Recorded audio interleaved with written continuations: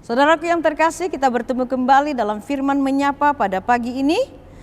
Kita akan mendengarkan, untuk itu mari kita persiapkan hati dan pikiran kita tenangkan hati kita berdoa. Damai sejahtera Allah yang melampaui segala akal akan memelihara hati dan pikiranmu dalam Kristus Yesus Tuhan kita. Amin. Saudaraku yang terkasih, firman Tuhan pada saat ini tertulis dalam kitab Mazmur pasal 16 ayat 1b. Demikian. Jagalah aku ya Allah, sebab padamu aku berlindung. Saudaraku yang terkasih, ada suatu kisah satu keluarga di mana si ibu memiliki 8 orang anak. Sang suami sakit-sakitan akhirnya meninggal dunia sewaktu anak bungsunya berumur 6 tahun.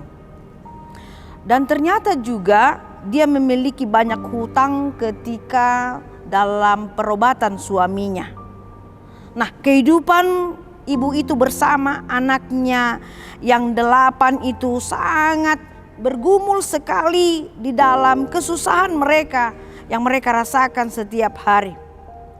Dan dia adalah seorang petani tapi bekerja di ladang orang lain.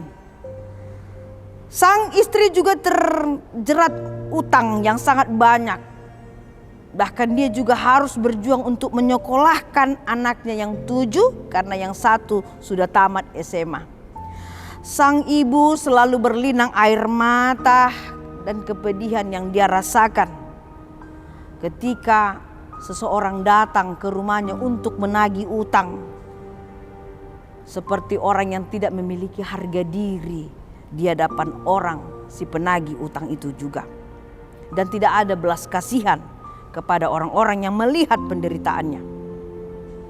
Dan sang ibu juga terpaksa harus bekerja upahan di ladang orang untuk makan dan untuk menyekolahkan anak-anaknya. Namun dalam kemiskinannya sang ibu tidak pernah berhenti berdoa dan tak pernah berhenti untuk beribadah ke gereja. Itulah yang dia lakukan di dalam kesusahan, di dalam penderitaan dan kemiskinan yang dia alami bersama anaknya yang 8. Mereka selalu senantiasa berdoa, memanjatkan permohonan kepada Tuhan. Saudaraku yang terkasih, itu adalah kisah kehidupan, bagian dari kehidupan kita juga.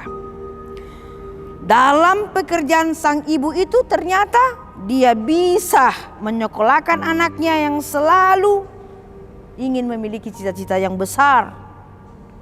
Dan akhirnya kita lihat di dalam penderitaan pun si ibu selalu ditolong dan disertai Tuhan.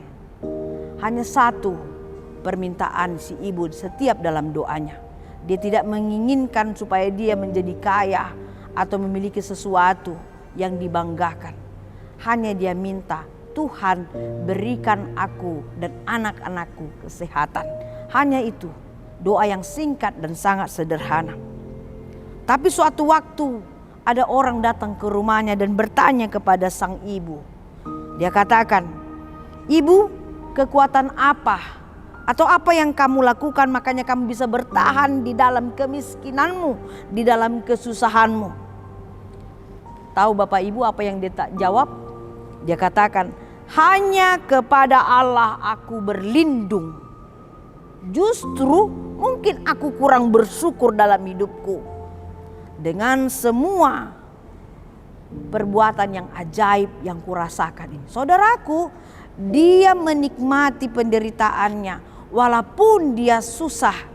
Tetapi dalam kata-katanya tadi dia katakan, mungkin aku kurang bersyukur kepada Tuhan dengan segala perbuatan yang ajaib ini.